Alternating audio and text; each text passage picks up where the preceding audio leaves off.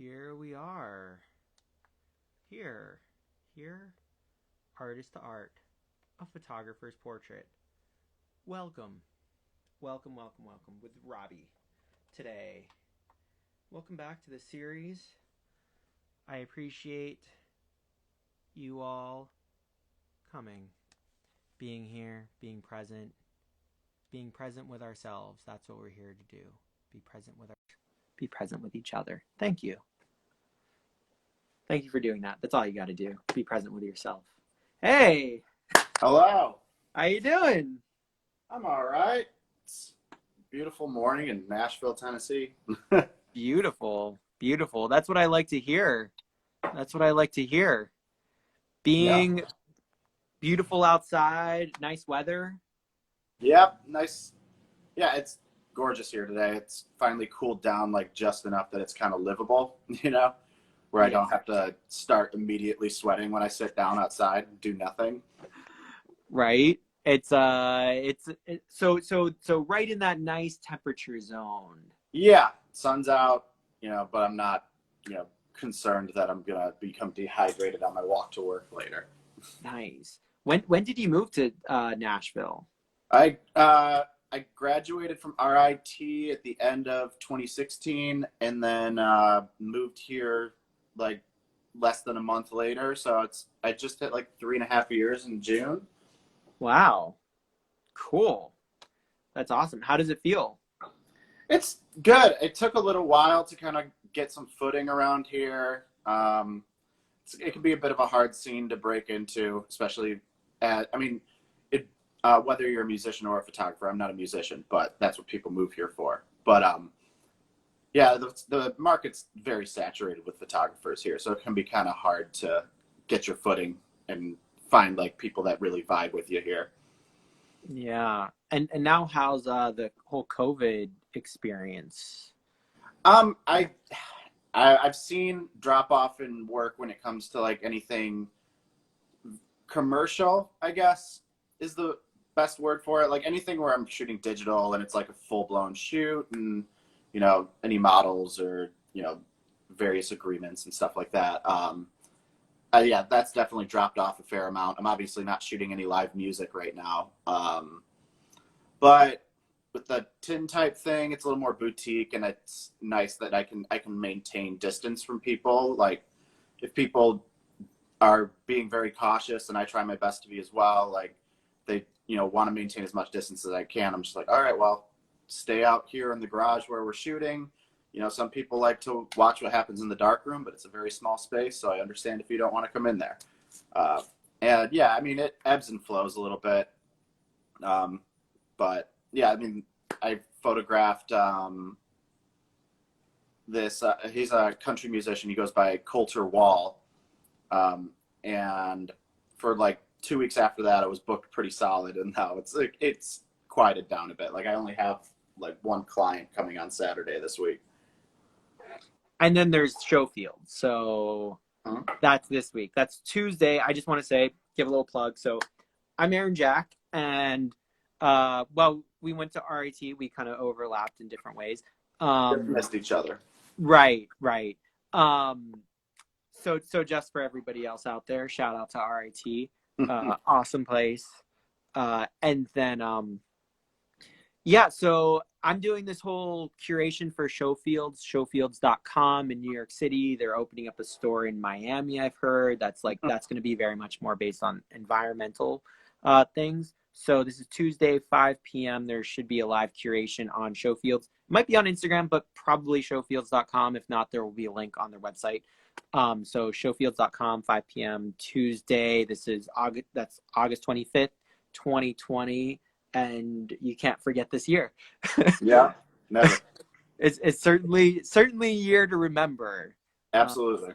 So let's check out a little bit of your work here.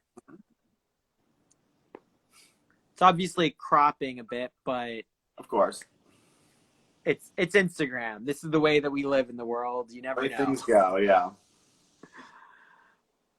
So what's going on here? This was a shoot that I was doing with my friend Mary. She's a good friend of mine. She's a very talented musician here in Nashville. Yeah, we're, you know, kind of messing around with, she has 2 singles coming out, which I should remember the name of the first one, but I don't. But the second one is called Deja Vu. So we had this idea of shooting, you know, for the first one, which I don't remember the name of because I'm a bad friend. No, For the first one, we shot this like nice digital single cover, you know, just her on white, you know, very nice, pretty golden light.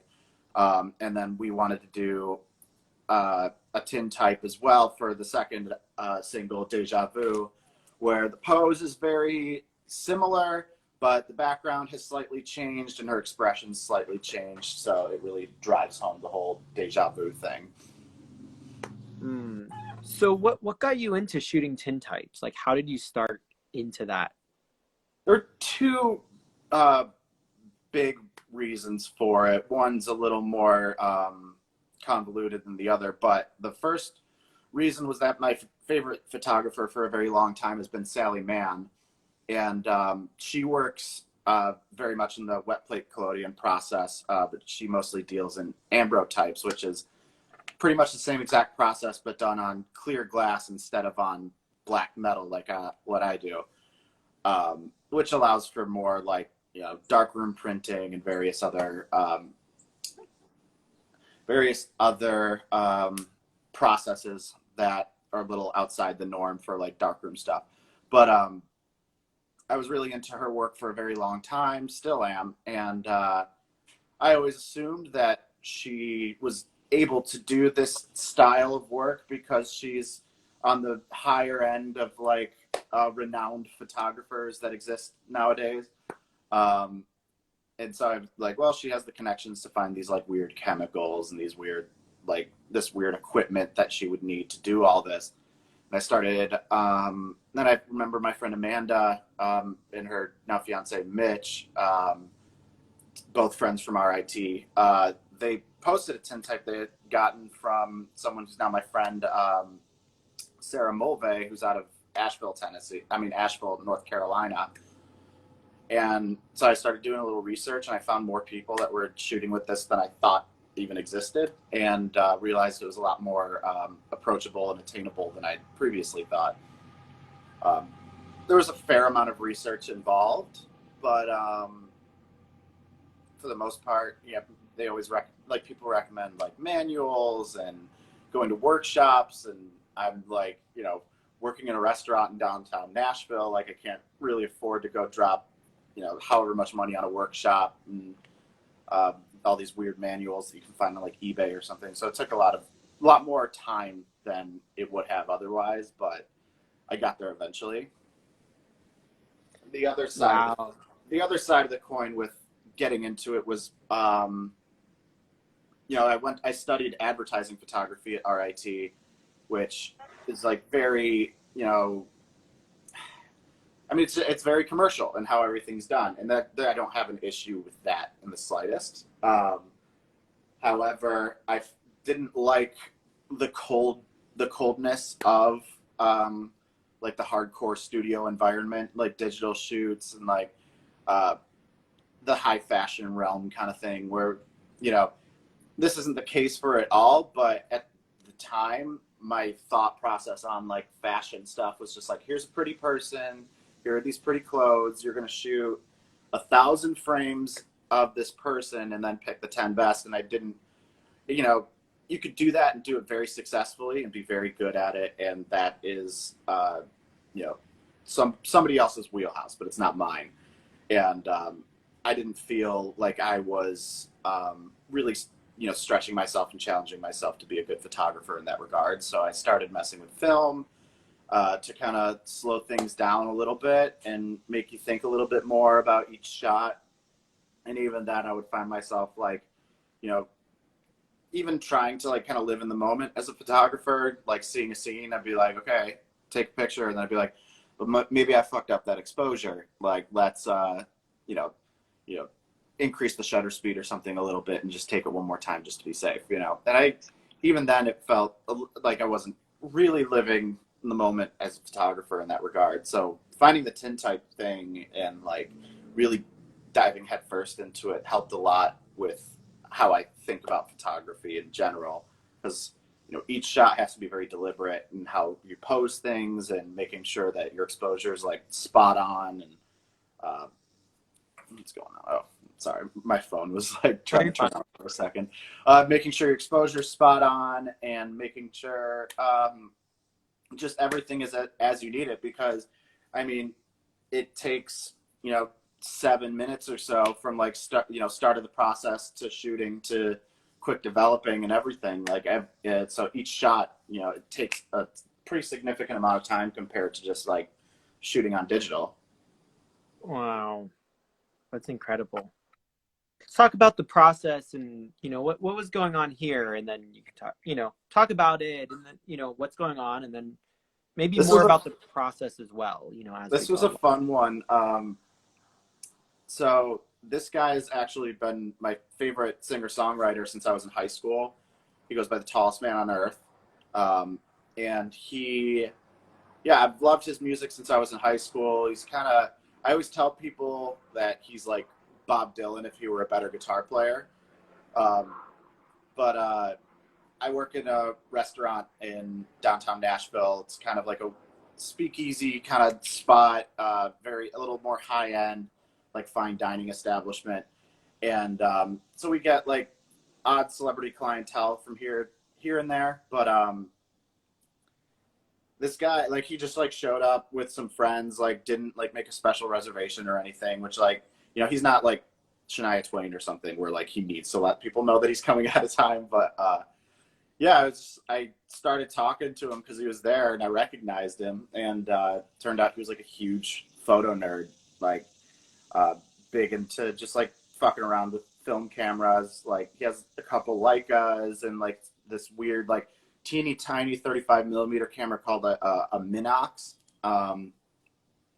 We talked about that stuff, and I told him about the wet plate collodion process, and he got super interested, and just like he came over the next day and we shot a couple plates and hung out, and it was fun because he played my banjo for a little while and like hung out with me and my dog. And I told him, I was like, I don't think my banjo will ever be played better than it was today. So did you get to record that one? I didn't. It took some Instagram stories, but I think working with people that you admire, especially people that you don't know that you admire, you don't want to like put them in that spot, especially if it's not like something that's been predetermined, like if I feel like if I had told him like, well, maybe I can record you playing my banjo on my couch, it would have kind of, I think that would have deterred from the overall like vibe of how that day went, because he left that day, and like, I'm still a big fan of his, but I feel like we're also friends to a degree, He might come over in the future and play your banjo again now. Right. I was back in New York for about a month at the beginning of COVID and the quarantine and stuff, and he was staying with some friends in Geneva, and we were texting about me driving down and doing a shoot, but at the time, like, things were popping off way too hard with COVID and stuff. It just didn't seem like a great idea for me to like drive across the state to some strangers' houses and vice versa, Right. Yeah, things happen real quickly with that. Yeah, so it would have been very nice to have been able to shoot and hang with him again, but you will in the future, hopefully. You got to be smart given the circumstances. Got to be smart. Oh, we don't see quite the top, and I can't move it, so we're just gonna go with it. It's okay. So this one was a commission by my friend Emily. We did a little trade. She made me a bunch. She's a fantastic photographer here in town. Shout out to Emily Quirk. Fantastic photographer, but obviously there's been so much downtime with COVID that she has taken up making masks and for people, and like making these really fun designs and stuff, so that it's like, you have wear the mask, please, for the love of God. But like, if you want to like have fun with it, like by all means. And I mean, this is definitely not like a new phenomena in the age of COVID. Like people are doing this everywhere. But I think what she's doing and what people like that are also doing the same thing are doing is like kind of important right now, because a lot of people don't want to wear masks because they feel like it's being infringing on their freedoms or whatever, which I don't personally buy into. But I do think that it is offering people masks as a method of expressing you and your tastes and so on. It's a little important because it just helps people not necessarily accept the fact, but almost embrace like the idea of wearing these masks to like help other people out, you know? Right. I'm a big fan of like, you know, adding a little flair to them. I like the add a little color, something, or not color, take out the color, something that makes it your own, because like all of my masks have like tons of flowers on them and I love it. But nice. So she she made me a bunch of masks and I offered to do a tintype for her in exchange. And I've shot a few of her in the past too. But we thought it'd be a fun idea if because she made this like gingham patterned mask, and she also made like a full outfit of the same exact pattern. And I thought that kind of spoke a little truer to the creative expression of, and like your own like aesthetic expression of like wearing the mask and just protecting others, but it doesn't have to be like a chore, you know? Yeah, I like that idea of it not being a chore here. That's really, you know, and an idea of self-expression within that. So with the tintype process, do you get like one print, or can you like do a couple prints, like a run of them, an edition? I can show you. So yeah, tintype, I have some tiny ones here from when I was back on the farm too. Maybe not that one. That one will work. I don't know how well you're going to be able to see it. But yeah, it's interesting how it works. So the tintype is technically a negative, but it looks like a positive. So if you could like peel back the tiny layer of emulsion on the tintype without breaking it and hold it up to the light, it would just look like a negative. But because it's displayed on a black background, because it's a blackened piece of aluminum, it looks like a positive, which is why Sally Mann works in ambrotypes, because ambrotypes are just clear glass, so they're negative. And if you hold them up to a black background, they will look like positive. But the tintype is interesting because it's, you know, it just starts out as this black piece of metal, and then you turn it into a piece of film that goes into the camera, and then once you pull it out and develop it and fix it and then let it dry and varnish and all, there's a whole process obviously, but then it becomes its own print at the same time. So like from start to finish, it's the same exact piece of metal, but there's no like, it's not really like a printed thing. There's no duplicating it. It's one of a kind. Right. I mean, like I've done prints for people, but it's really, there's no like darkroom printing. Like you can't take a tintype and put it in an enlarger. Like I've done like flatbeds. I always do flatbed scans of them and then like just send people their digital files and let them pick up the plate. Like a lot of people, surprising amount of people have left their plates behind. But you can do prints with them, but you know, it does kind of lose the quality of it just a little bit. It's a different medium when you transfer that into the right. I mean, the medium changes so much just throughout the process. Like you have to varnish the plates because they can be kind of delicate and you can scratch them very easily when they're not varnished. But like a lot of people don't get to see what they look like dried before the varnish, and because you're working with silver nitrate is like one of the main components and what makes it light sensitive. Once it's like dried and like, you know, completely fixed and everything, right before it varnishes, it's got this just like the most beautiful like metallic sheen to it that you don't get to see very often. And it's like part of me really wishes I could send people home with it just like that, but like I know that it's not that it's pretty easy to damage when it's not been varnished. Wow. Because it's interesting that it's like it's a pretty, it can stay pretty black and white when it's like that, but the varnish has always got like kind of a yellowish tinge to it. So that's why a lot of the time, at least in my experience, it's different for everybody, based on your little differences in how you adjust your chemistry and stuff. But yeah, that's why sometimes I can get like images that are like pretty black and white looking on my feed versus like some that are a little more like sepia toned. Interesting. Oh, Annie likes your tattoo. If you want to show that off for a second. Which one? The one on your arm. I don't know. She wanted like higher. Yeah. There's my 4x5. My spaceman was in my UFO. Why don't you name them and she can tell you which one she wants to see. I could stand for it. So yeah, there you go. Lilacs. That's my like one Rochester tattoo. Gotta have the lilacs. Oh yeah. You know, my little sawed-off shotgun because I'm still a farm boy no matter where I live. My little spaceman, my UFO, a little piece of dynamite. Oh, this one's my newest one. It's a big snail with a teardrop trailer for a shell. Nice. Yeah.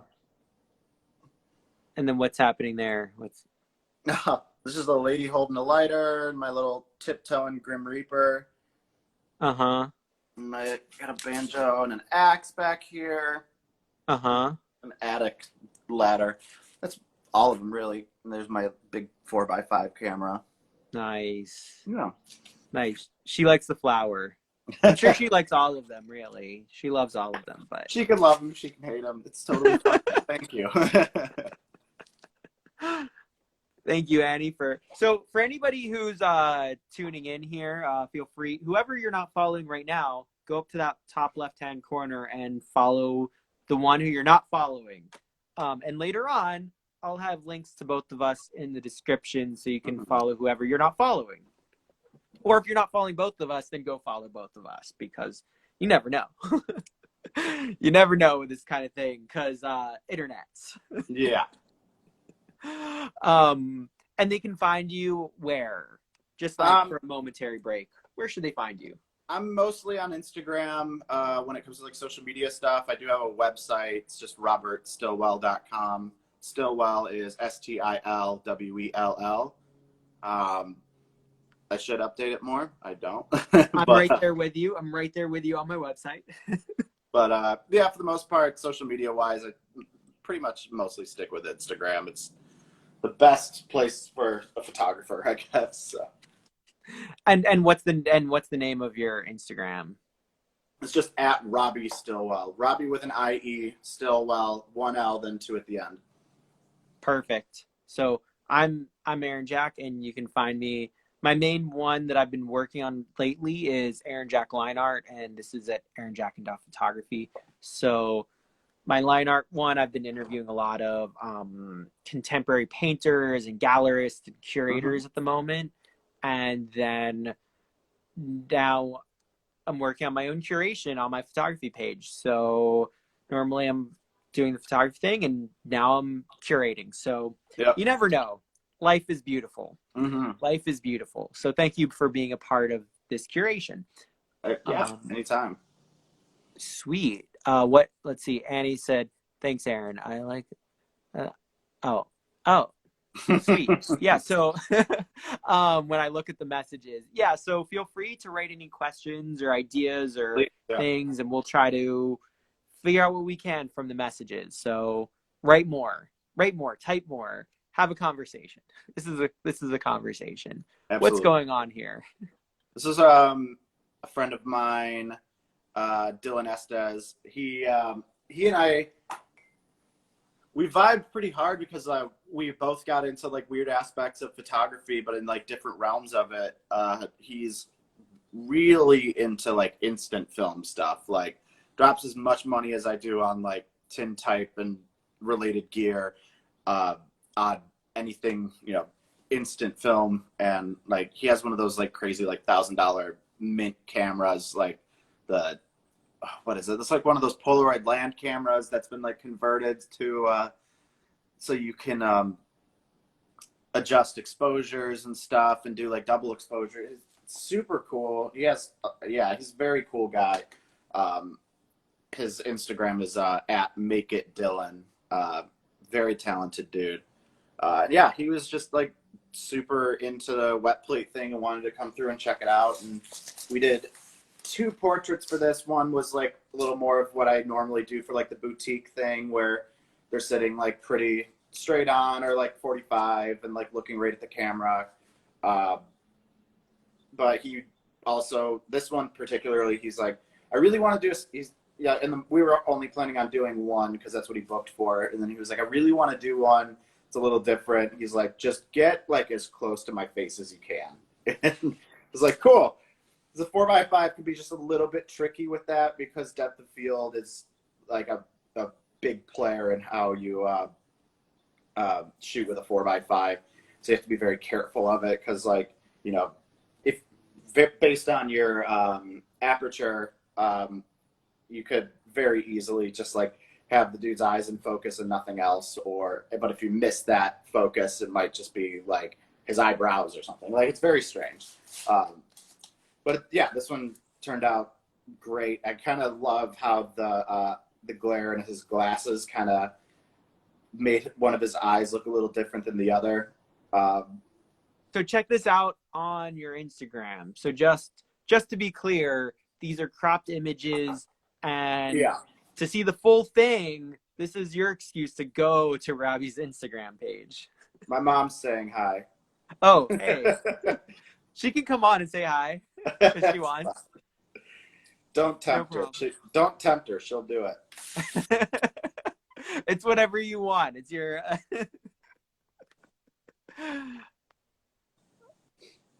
Feel free. We have like, sometimes we'll have like, the other day we had like cats, dogs, lizards, crickets. We don't need to have my mom come on. I'll bring my dog out in a little bit. Whatever you want. Whatever you want. It's an open atmosphere. Yeah. So this one was my buddy Greg. He's one of the dudes I moved here to Nashville with. He and my buddy Aaron, we've all been friends since we were like 13, 14 years old. We all moved here together. Greg's a musician and works in like event production, so he's been, you know, having just as much time off as I have because what events are there to produce right now? But yeah, I got a bunch of masks from another girl here in town named Sibel, and you know, I wanted to just kind of, at the time I wasn't getting a lot of work in the tintype regard, so I wanted to just, sometimes I just get a hankering and I'm like, I need to shoot something. And and Greg is like the most patient fucking guinea pig one could ask to live with, because he'll be playing a video game or practicing a guitar or whatever he does, and I'll just like basically kick in his door and be like, can you just come sit in the garage with me for a second? I'll just like throw something at him to put on, or like give him very odd direction, and he's just like, yeah, it's okay. I wanted to do a cool little one of him wearing a mask, and I dug his expression with this. It was just intense enough that it's like, you know, life is different right now. It's not the end of the world, but things are definitely not the same as they were a few months ago. not at all.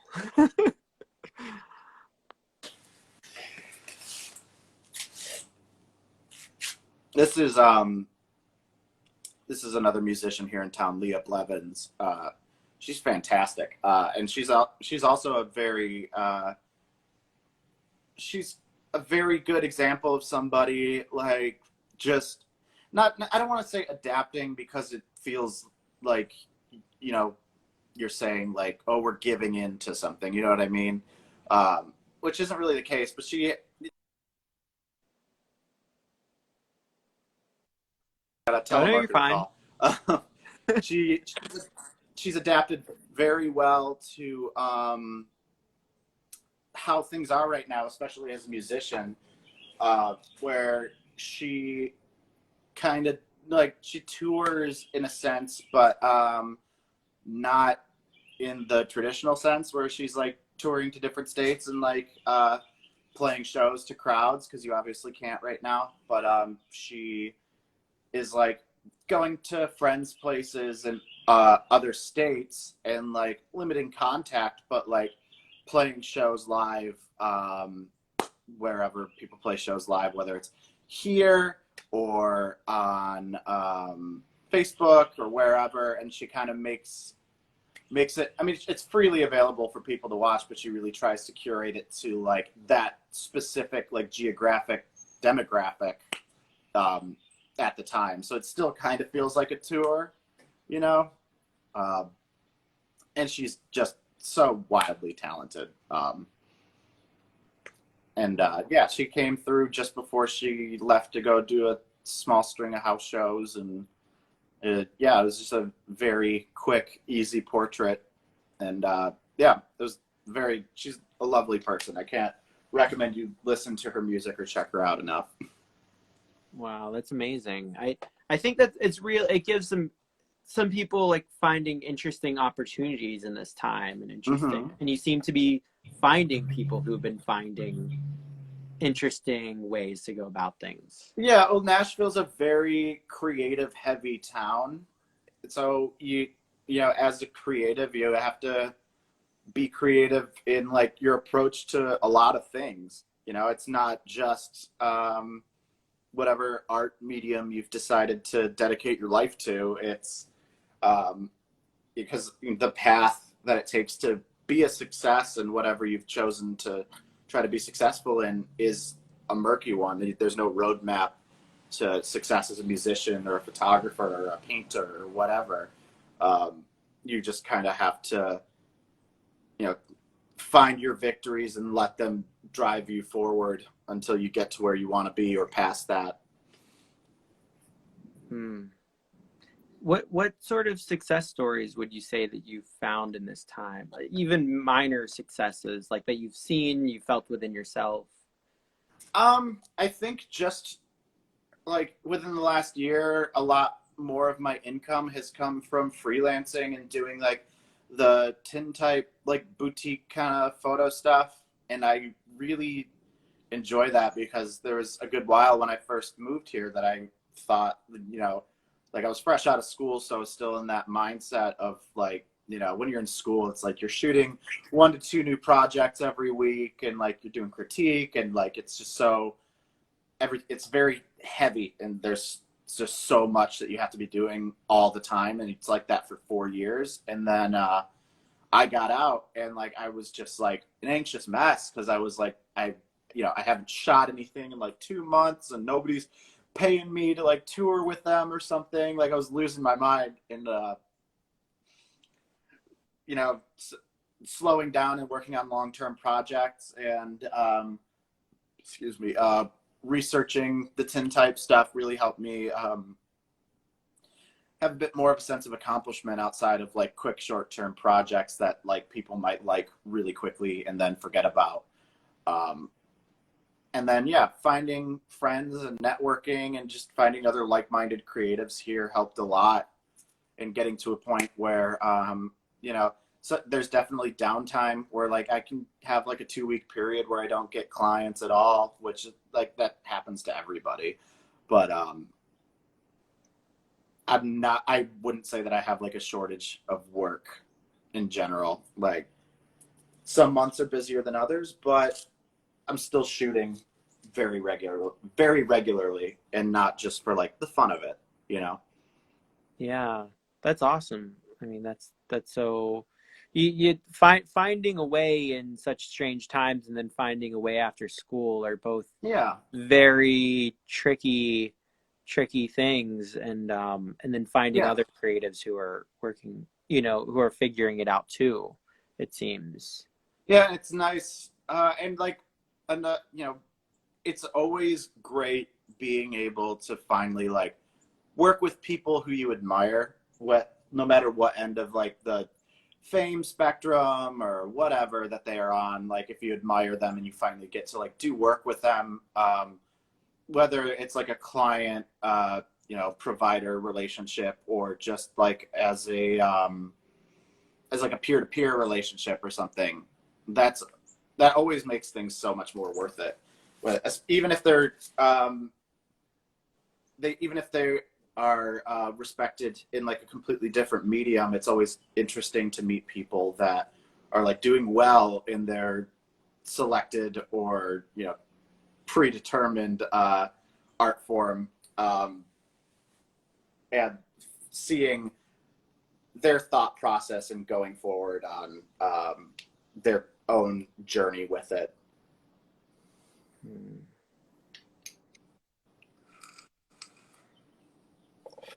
So this is Coulter Wall, who I spoke to you about a little bit earlier. Um, Fantastic country musician, has a very he's I want I don't he's definitely not older than like 32, but I'm a very, very bad judge of age, so don't quote me on that. But he has got this very beautiful, like older, like Johnny Cash quality to his voice, like that kind of low, grumbly, but like, you know, the notes are still there, and just exceptionally talented songwriter, guitar picker. Yeah, it was interesting. So I shot a no, I didn't. I was part of a shoot for a local video production company here called Gems on VHS, who they do a lot of really awesome like acoustic sets with folk and country musicians in the South and, you know, anywhere else really.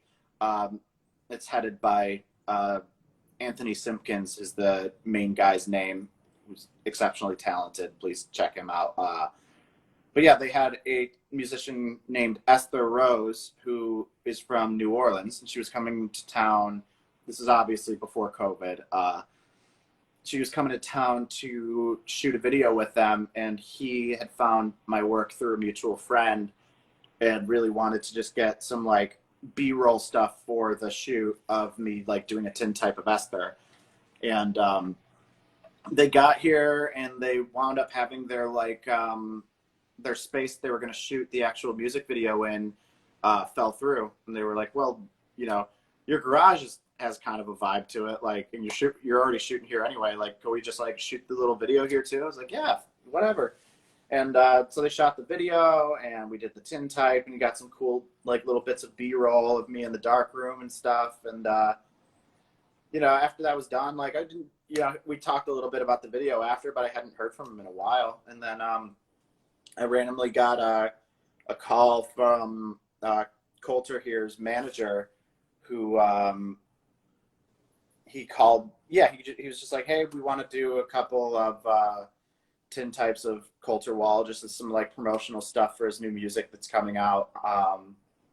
You know, let me know when I know you're in New York right now. Let me know when you come back to town. And yeah, when I got back, we shot it like a week later, and turned out that Anthony had like been talking to the guy, and he was interested in like finding a wet plate collodion artist, and he was just like, I know a guy right here in town, and it just kind of worked out beautifully. Wow. And That's shooting incredible. with Coulter was a lot of fun because like he's a farm boy just like me, definitely more of like definitely a little more in the real sense of the term, and that I grew up on kind of like a makeshift farm that just happened to have a lot of animals, whereas he has done like, you know, cattle ranching and stuff. But he's from Saskatchewan, and I grew up about 50 miles from the Canadian border near Lake Ontario in Buffalo. So we talked a little bit about like northerner stuff, and I know a little bit about Canada, but it could be a little hard to keep up with. And so I think it was nice being able to have a conversation with him because I could tell he's not super keen on getting his photo taken all the time. So I try to like ease the tension there and just make them feel comfortable, especially if, being photographed isn't really their thing. Yeah, and it's a very intense process to be photographed by a 4x5. Yeah, it's a little intimidating for sure, especially if like, I mean, there's so many people nowadays that like, the camera that they are so used to being photographed with is in, the one that they carry in their pocket at all times, So like sitting down in front of this like monstrosity of a camera with like a dude underneath a blanket behind it, like, yeah, it can be a little intimidating. So I try to ease that tension a little bit. Like some people like aren't intimidated at all by it and are just like super curious about how everything works, and I love that too. But anything I can do to like make somebody a little more comfortable in the moment, like I'll try my best to.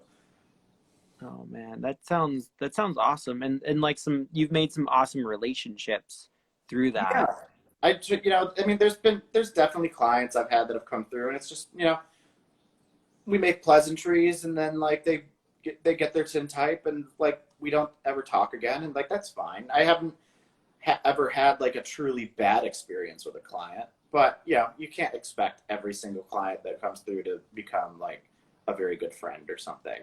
But But somehow. if at the very least it was a positive experience that like I can look back on every now and then or something, or like find the photo and be like, yeah, we talked about something. I don't remember what, but he was nice.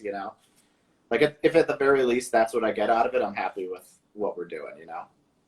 Yeah. I've never had somebody come through that they've left and I'd be like, wow, that dude sucks. So we've about 10 minutes left, so we've got a bunch more photos. So let's kind of like speed through a couple, and if there's like something I'm here for particular, it. just like one or two sentences per. Let's Well, if you like, I think I may have included one or two that were more landscape. We can talk about that a little bit because that was Okay. a little more Yeah, related yeah. Let's to let's skip ahead to like some of this. these guys. So Mm-hmm. right when COVID really kicked off here in the States and everything started closing down, uh, I, like I said, I work in a restaurant downtown, so that shut down on March 16th. And the future was like not looking good at that moment in time. And so I figured, I haven't been home in a while. Let's just go home for who knows how long. Like I didn't plan on moving home or anything. I was just like, go spend time with my family. And like, I figured it was safer for me to be in my small town of like 5,000 people compared to like a major city that is already kind of a hot spot. So like, I got tested before I left and then I went up to New York for about a month and a half and just stayed with my family. I didn't really see anybody that wasn't my immediate family. I didn't even get to see my grandparents because we were trying to be careful about that. But I just spent time on the farm and helped my mom with her dog rescue stuff. And it was nice to really, because I don't get to explore wet plate too much outside of the portrait realm of things. And obviously I'm very inspired by Sally Mann's work. So and her landscape stuff and just like the stuff that she shoots on her farm is stunning. And so getting to kind of explore that realm of things a little bit was very nice. I had to like set up a rudimentary dark room in my dad's garage. And like, I just did a lot of shots around the land and stuff. Tried to get some shots of the animals, but they don't sit still very well. So it was fun being able to explore wet plate in that regard. And it's more comfortably because it's a place that I know very well. And I guess when you know something very well, yeah, it's much easier to portray properly. It's just like I thought of it like Annie Leibovitz said, like practice on people who are willing to put up with you, you know. And so I thought about it the same way in regards to the landscape and just the scenery. Yeah, because you know the trees so well, and this is in Buffalo, around Buffalo, New York. So it's a small town called Albion, New York. It is pretty much dead center between Rochester and Buffalo, like 10 minutes from the shores of Lake Ontario. Oh wow, Yeah, cool. beautiful So part. what's no? Tell me more about it. I'm just curious. I grew up there, lived in the same house my whole upbringing. My parents bought this like rinky-dink farmhouse when they got married, and we spent, like as soon as I was old enough to carry shit around for my dad, like we were doing renovations and stuff. And then my brothers got old enough, so like it was just like every winter was a new project. Put hardwood floors in, redo a bathroom, build a barn, like all kinds of stuff. And yeah, I think that upbringing in that small town is it. I can. Other people have pointed it out, which helped me kind of realize it about my own voice and how I approach photography and why I didn't become like a photojournalist.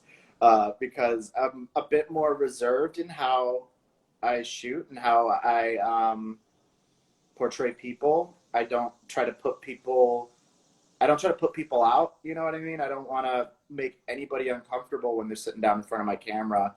I want, so yeah, people can tell there's like a bit of reservedness to my work. And I think that definitely was affected by my upbringing because it's a small town and, secrets travel fast. So you kind of have to be reserved a little bit because you don't want to be the talk of the town in a small town.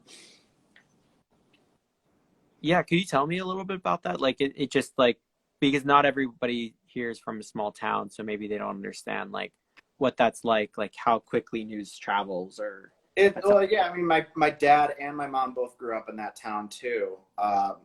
And yeah, I mean, it's like, you know, my first girlfriend, it's like my parents already knew her parents, and stuff like that. Like everybody's connected for good, for better or worse in a small town. And like a lot of the time, there's just nothing really to do but talk.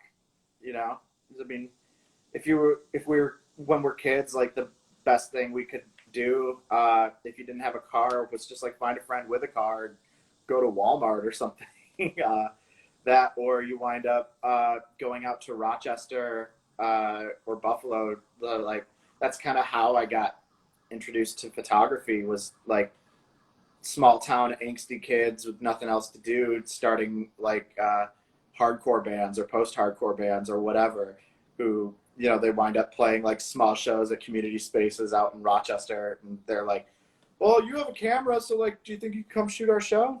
And yeah, that's kind of how I got into photography at the very beginning. It was just like fucking around with a camera here and there, and then buddy's just like, yeah, we need somebody to come shoot our show. It's like, we're 17 and we want to make it big. Have you seen any of them come out there to Nashville? I have a friend. I'm actually wearing his band T-shirt right now, but Oh, really? You can show us. Stand up. Oh, I he's can't in. see it. You gotta be like center frame of that. Oh yeah, sweet. But he's this is my friend Alex. He was a very good friend of mine in college. But he's in two different bands right now. Drew's is his like first like band that he's seen some success with, which is a little more traditional hardcore with some like atmospheric kind of stuff to it. Which I know this music isn't for everybody, so if you don't want to check it out because you're not into hardcore music, it's totally fine. And he's also in like a little more of like a black metal, like very grungy, loud kind of band called Undeath, which is also seeing a fair bit of commercial success right now. I have seen some friends come through from out of state. Not too many people from high school, but everybody kind of just goes their separate ways in a small town. So people Sorry, she's asking what the band name is. There's two bands. One is called Druse. That's Druse. And the other band is called Undeath. Shoot, I lost my train. So they went all their separate ways. When you're in a small town, like my graduating class was maybe 125 people, and everybody goes their separate ways. Some people stay in town. Some people join the military or something because they either can't or don't want to go to college, and some people do go to college. But yeah, everybody winds up doing different things. I was lucky to have two friends that I was friends with at such a young age that wanted to go to the same place that I wanted to go to. Yeah. And so Greg and Aaron have stayed like brothers to me at this point, and they're very patient with me, just like experimenting photo stuff on them. Yeah, it's, there's definitely people that were in my small town graduating class that you would expect to see around at some point, and you just don't. And I mean, that doesn't seem like a very profound statement when you're listening and you had like a graduating class of like 2,500 or something. But these are people that my parents know their parents, and their grandparents were in high school together and stuff like that. So it's a little interesting. And it might be a day and age kind of thing, or we live in a different time now. But it's interesting to see these people that like you spent 12 years in school with, and then, yeah, they're all off doing whatever they're doing. Wow. That it's an incredible time that we live in, especially as we can connect over social media, and we can connect. Yeah. I mean, here we're in two separate parts of the world, and we're doing live, and we're inviting all of our friends in to be live with. How many of them show up? But we're inviting them in all the same, and I think that's like a very interesting and strange time. And then how we're dealing with some of these issues that are like old as time, but like in new ways. And your work seems to speak about this in some way, as like even your process itself speaks about that, like slow versus quick paced. That was one of the biggest deciding factors in that becoming like my main medium of photography, was just being able to slow down. And I really enjoy getting to know people. I'm not a fan of like surface level relationships. I really enjoy if I'm spending time with somebody, whether it's in a romantic sense or a platonic sense, or even just in a passerby sense, I want to have a better understanding of who that person is by the time our interaction is done with. And so I try my best not to let any photo work that I do, whether it's digital, tintype, film, whatever, I try to not have that be like a superficial, like cold experience in any regard.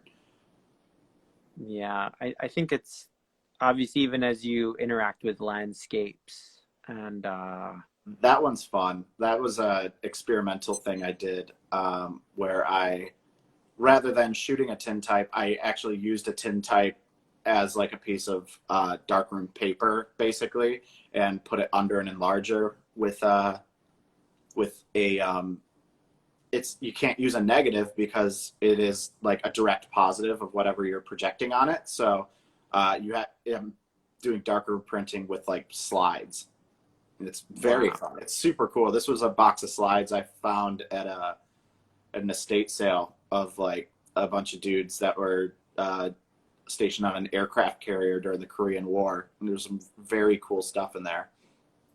Wow. That's cool how you're just like bringing it back all around. I'm not sure how much longer we have. I think that's okay. A couple minutes late, but I wanted to make sure that we got through everything and didn't get cut off in the middle of a sentence. No, not too much of the sentence. I wouldn't have and give you a second, give you a minute here to say anything else you might want to share.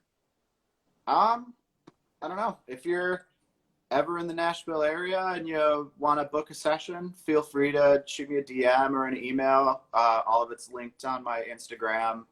I'm doing 4x5 tintypes for the most part. I do offer 8x10s now as well.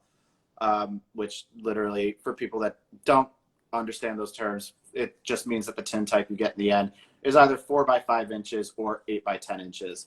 And yeah, I mean, if you have any questions for me, if you saw this and are interested in learning more about the process, feel free to talk to me. And if I can't answer your question, I know plenty of people with a much broader knowledge than I have that could definitely answer questions that you might have. Don't hit them up and ask them to teach you everything they know, though, because that's a little annoying. Right. So basically, if they want to learn more than a couple questions, they should pay you, and you'll be a teacher. You'll do video teaching if they so desire. Perhaps, yeah. Or I know people that do if I don't feel like doing that. Right. So see how you vibe, and if you found your teacher, then there you go. Right. Absolutely. It's a process. It's a process.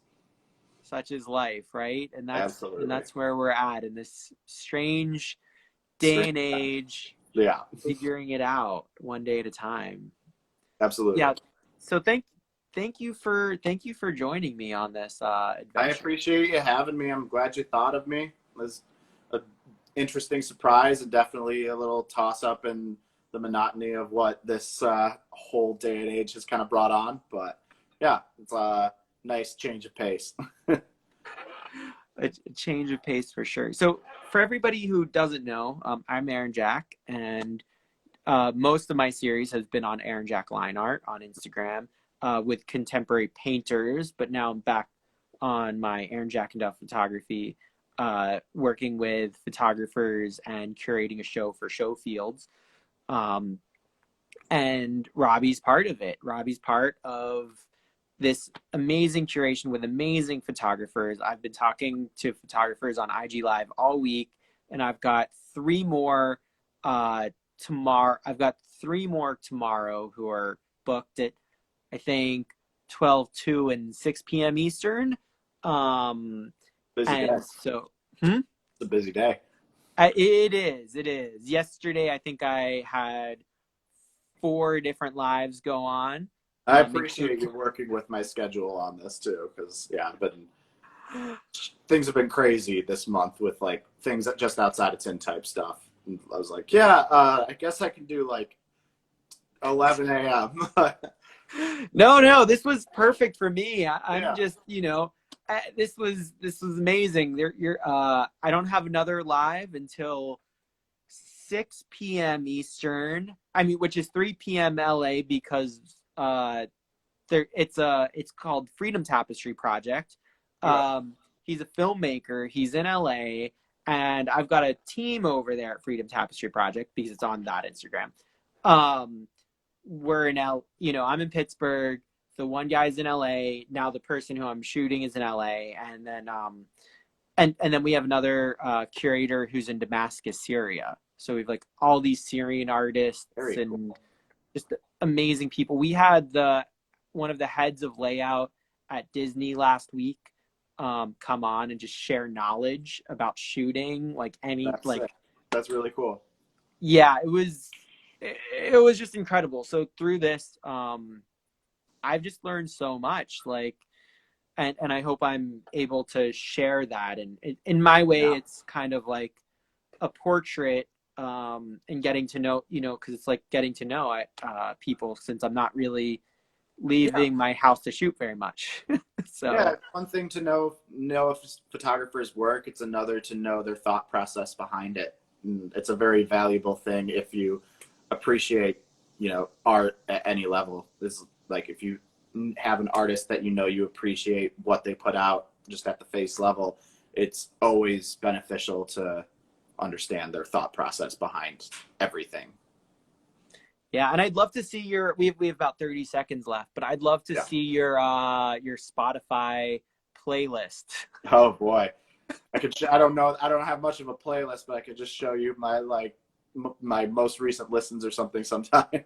Yeah. Well, I'd love just like a link on your Instagram maybe for a bit. If you sometimes want to share that, I can point, or you can post it underneath this video. So yeah, I'll throw one of them with my recent listens together. It's kind of a odd mishmash of a country, folk, and rap, but Awesome. figure it out. I don't know I mean, how it'll blend together as a playlist, but cool. Well, thank you so much, and thank you for thank you to having me. everybody watching. Thank you everybody for watching, and yeah, again, thank you for having me. I really appreciate it. Perfect.